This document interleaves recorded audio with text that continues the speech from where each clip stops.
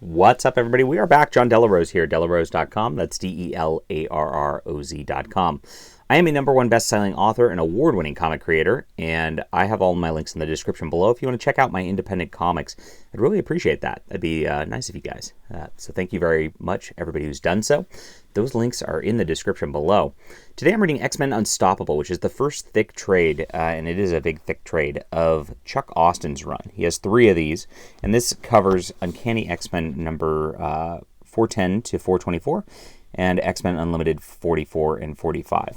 So it's an interesting time in X-Men, and I'm glad I, at this point, know who all these characters are, because I think I tried to pick this up when I was a kid, and I was like, who are all these people? So it starts out with the fish boy who's getting bullied. He's going to neck himself, and then Xavier kind of rescues him from this whole setup.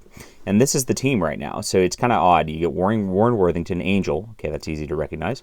Nightcrawler, easy to recognize. Stacy X, very bizarre. And look at this. This is late 90s or early 2000s. Kick-ass fighter, slutty yet fun. Yeah, you get canceled for some of this today. if you came out with this book. I think Chuck Austin got canceled back then, but I don't think for that. Wolverine, you got Monet, who's from Generation X, so she's kind of like a outlier there, and then Iceman. So, and that's who's here. And then they kind of filter around different team members at once. They're going out to this island in Britain, whatever. Professor X is, of course, rescuing the fish kid. They find Black Tom out there, who's become like this like giant plant monster tentacle thing. And the Juggernaut's there. And they all get kidnapped and captured by him and fight him off, and the Juggernaut comes back with them. It's kind of odd that this is going on. And over the course of it, then you've got a B plot that, like, this is Havoc, and he's been like just basically turned into a vegetable, basically, and his nurse has fallen in love with him, and she's a human. So interesting stuff. So let's look at the artists on here. So you get Ron Garney on the art for the first few issues here, who I really like. Some of it's like, I mean, the coloring from this time period is not the best, but you get some good action shots out of Ron Garney. He's just a solid, normal guy. Sean Phillips actually comes in and does some art on the next arc, which is cool. Then you get a couple other people. Kia Asamiya? I don't know. Pop Man? I don't know who these people are. So in between here, and Ron Garney comes back at the end of it.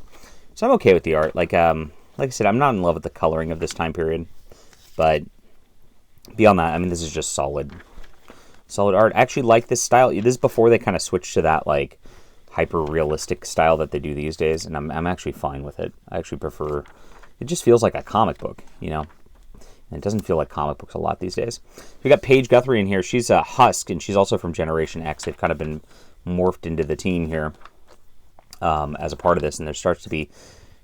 What I'll get into is there's a lot of soap opera elements with Chuck Austin's run here. There's like Angel is recovering from a lost love, and he's kind of hooking up with Husk a little bit, and gets kind of weird because Iceman makes fun of him because I guess she's 16, and that's kind of, you know, by 2022 standards that gets kind of weird. Stacey X is weird, so she's like almost literally a hooker in this, and she's like trying to get up on everybody, and she actually talks about watching porn and things like that. It's like, ooh.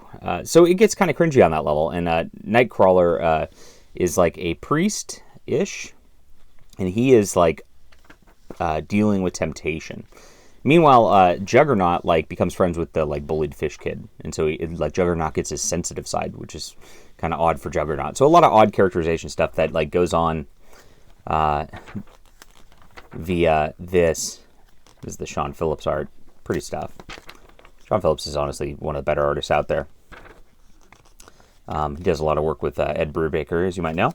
And it looks different without, like, usually you have the noir coloring on his stuff. But honestly, his pencils, like, just really, really shine through this. This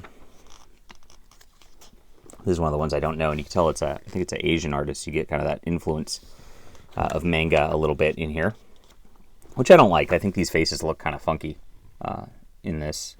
But you get used to it. I mean, they all have that kind of same face. And it's kind of weird. Even the men faces are kind of wonky looking too. But layout-wise is all fine.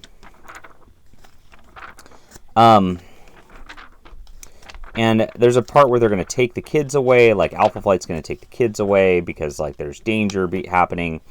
Like there's this like hate group that is forming the church, and of course we find out after that like Nightcrawler's duping them. There's this whole, this is in the middle. There's like this werewolf that thinks it's like the new actual evolution in this arc, and I like I said, these faces really bother me.